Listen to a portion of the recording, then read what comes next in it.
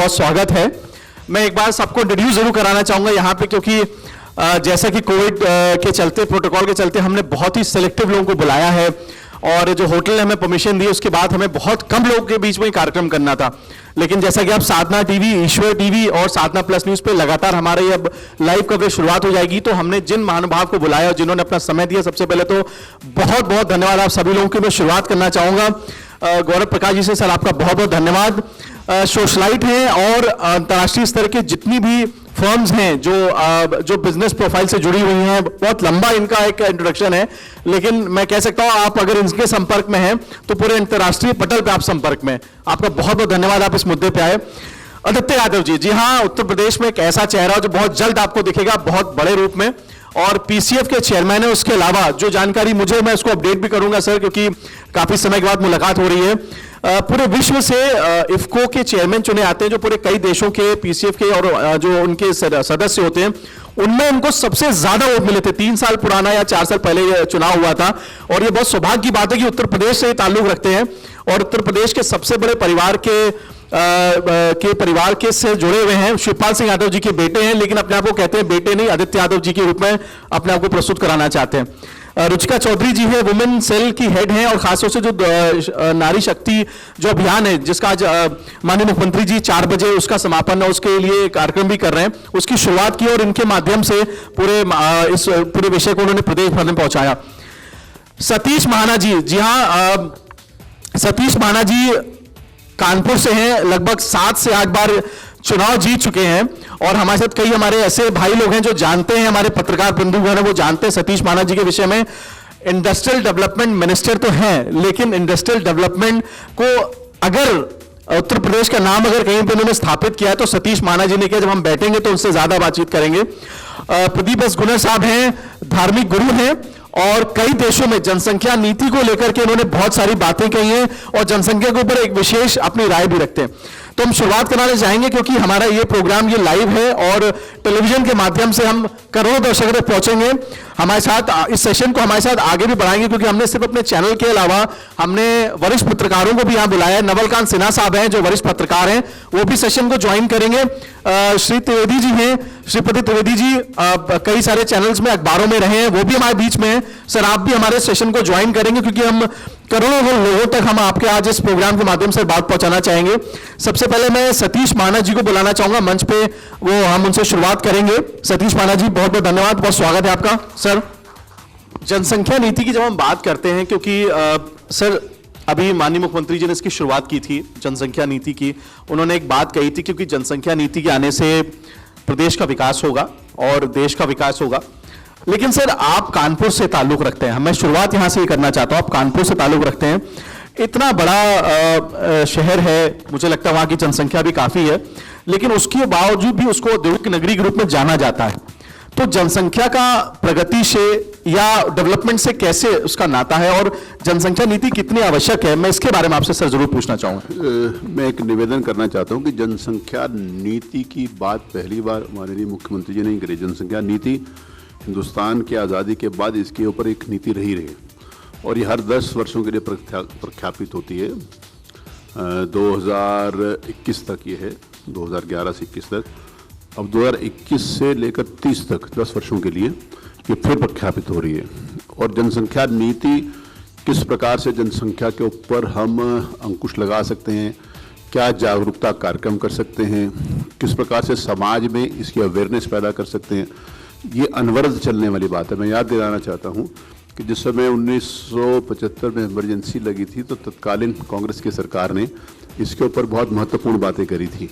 जिस समय उन्होंने कुछ नसबंदी की बात करी थी, तो वो ज़बरदस्ती वाली बात थी कि ज़बरदस्ती नहीं करना चाहिए था, लेकिन समाज में जागरूकता फैलाकर लोगों के बीच में इसका एक संदेश देकर कि उसकी क्या आवश्यकता है आज की तारीख में, क्यों ज़रूरत है आज की तारीख में। आज की तारीख में जो महिलाएं हैं जिस समय बच्चों को जन्म देती हैं, तो उनकी किस प्रकार से चिंता करनी चाहिए, महिलाओं को जनसंख्या के बारे में किस प्रकार से अवेयरनेस प्रोग्राम्स लाने चाहिए।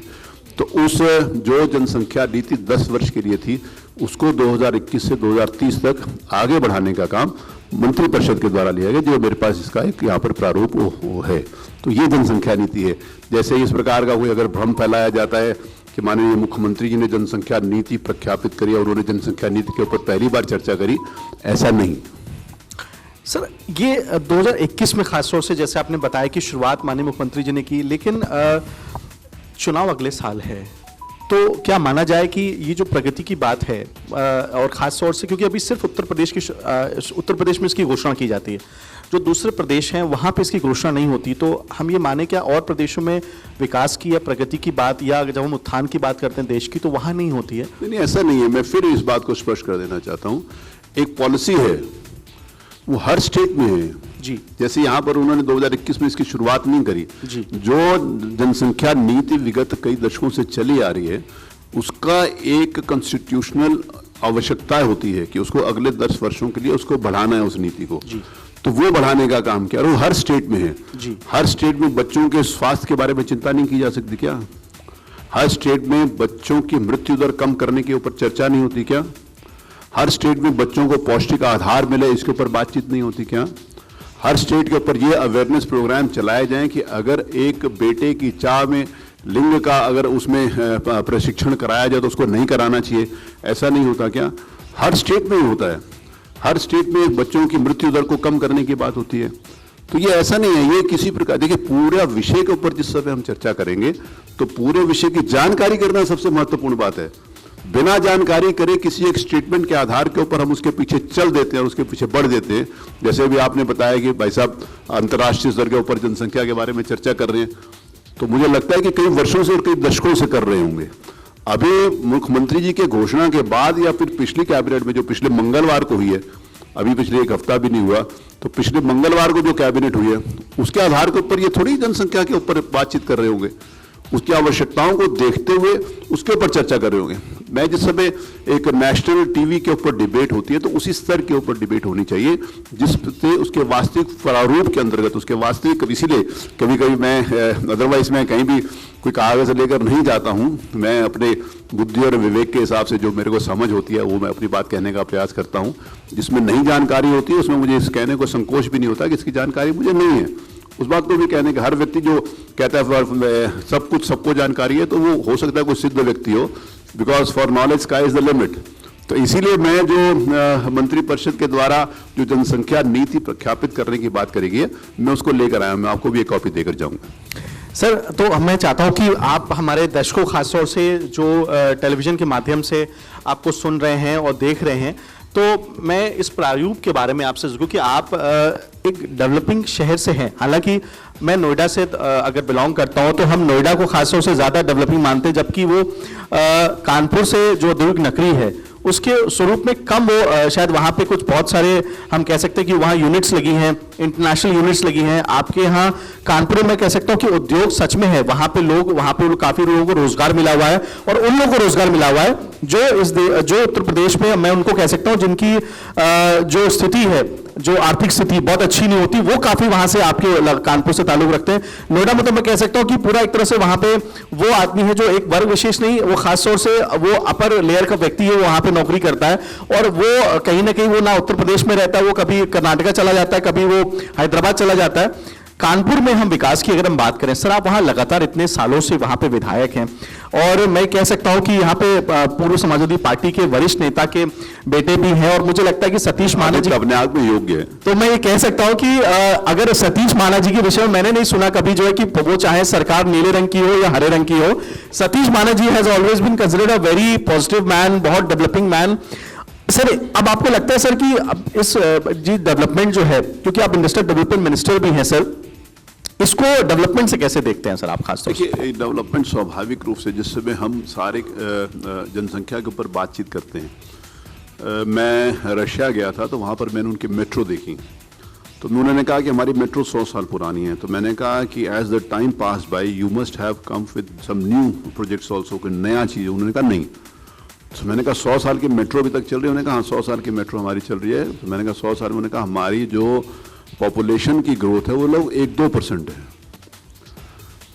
तो ये उन्होंने वहाँ पर अवेयरनेस बात की, उन्होंने ये नहीं कहा कि वहाँ पर देखिए ये अवेयरनेस की बात है। जैसे आपने बोला जनसंख्या नीति के ऊपर, और इसके ऊपर सारे प्रोग्राम्स हैं। आज जब से हम, क्योंकि हम लोग एक बहुत महत्वपूर्ण डिबेट कर रहे हैं और बहुत आजकल के ज़माने में हर व्यक्ति को हर चीज़ की जानकारी होनी चाहिए। आज जिस समय गर्भ निरोधक दवाइयों की बात होती है, तो क्या सरकार के द्वारा विभिन्न समयों के ऊपर इसका कार्यक्रम नहीं चलाया जाता था क्या? आज जिस समय जो बात मैंने भी पहले कही है कि एक बेटे की 4 में 6 बेटियां हो जाती हैं, उसके बाद भी किसी भी प्रकार की, उसमें सिर्फ जनसंख्या के ऊपर सिर्फ आधारित नहीं होता, उसके बाद घर में हिंसा भी उसमें आती है। अभी कल ही मेरे पास एक बच्ची आई, उसने कहा कि मेरे पति मेरे से नाराज हो गए कुछ सालों के बाद, शादी के बाद। मैंने कहा क्यों? उसने कहा जब से ये दूसरी बेटी हुई है नाराज हो गई।